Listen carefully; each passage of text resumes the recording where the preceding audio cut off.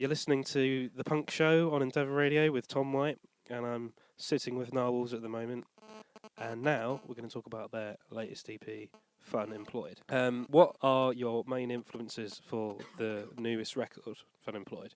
Who do you listen to the most? You know, where have you taken all your inspiration from and inserted it into your tracks in your EP? Yeah. What were we listening to just before we put out Fun Employed? Actually, we listened to a new Basement album quite a lot. And Daylight, bands like that. Bit brand new. Still like the same old stuff like Iron Chic and Reviver and stuff. What are your plans, would you say, with regarding now you've done Fun Employed?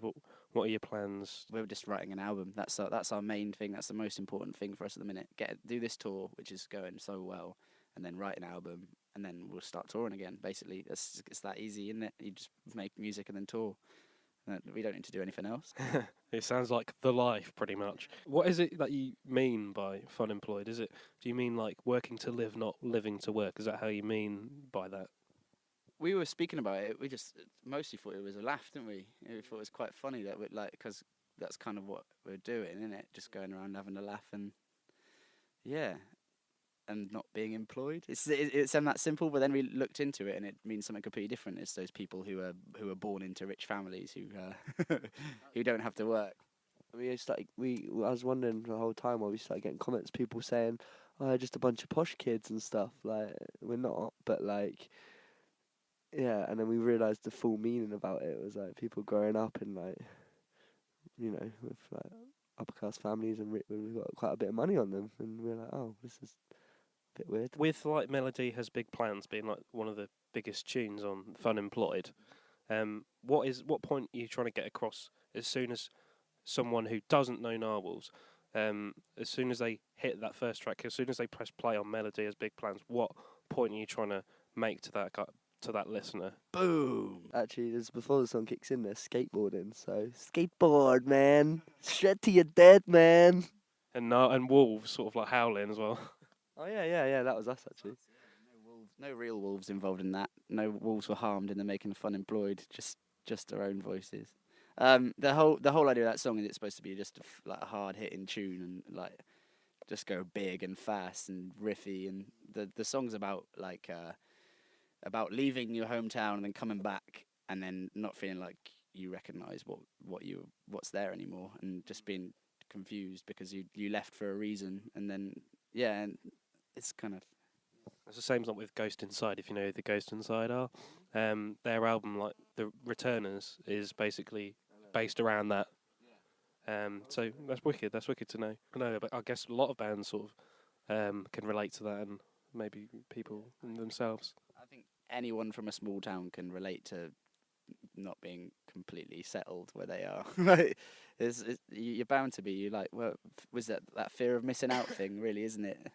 Everything's a little bit stale around here. I need to get out, and then you get out and you're like, wait a minute, everything is a bit scary. So you go back, and then it's exactly the same. So that's what it's about. I really like the track Limerence, which like begins with sort of like a title fighty, easy pace, and then sort of like bursts into the gnarliness that we all love from your band. So and you did a Maidavale session with it. So how did you feel that went? It was good day. Yeah, we got to go to the BBC Maidavale studios, so it couldn't be any better, really, could it? It was great, and we whacked everything out in 2 takes each go, so it was pretty spot on. It was a nice day. Had some baked potato in the canteen. How did that sort of come about? We got put on the radio, Punk Show, a couple of times, and we were all listening to it in the car. I think we were on tour, and he was like, I'm gonna have to get these guys in for a session soon, and we were like, what? And then I don't know, it was Maidavale, obviously, and we were like, oh god, kind of like all got a bit stoked, and then we got called in, like we spoke to our managers and stuff, and then sorted out. Kev and Andre, and eventually he was like, do you want to come and do some songs? Do you want to do a session? We're like, well, yeah, of course. And by the way, the people that work there, like the producers and stuff, are really nice guys as well.